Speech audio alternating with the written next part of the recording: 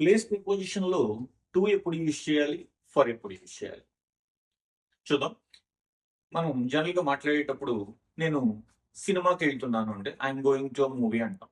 But నేనేమంటానంటే I'm going for a movie. అదేంటి sir అంటే, for example, if you are going to a place we can use to.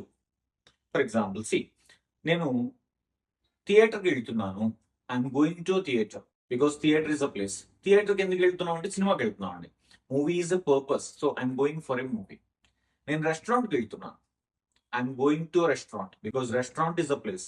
Restaurant దేనికంటే తినడానికి వెళ్తున్నాను, అది బ్రేక్ఫాస్ట్ లంచ్ డిన్నర్ అనుకుందాం. I'm going for breakfast, I'm going for lunch, I'm going for dinner. Hope you could understand. Okay, నేను ఫ్లూయెంటాకి వెళ్తున్నాను, I'm going to Fluenta because Fluenta is an institute, it's a place. అందుకే to use చేశాను. ఫ్లూయెంటాకి దేనికి వెళ్తున్నాం అంటే classes కోసం వెళ్తున్నాను, నేర్చుకోవడం కోసం వెళ్తున్నాను. I'm going for the classes, I'm going for learning.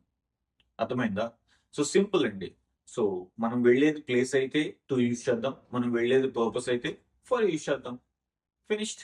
Okay, ఇలాంటి మరిన్ని వీడియోల కోసం follow our channel fluent spoken English.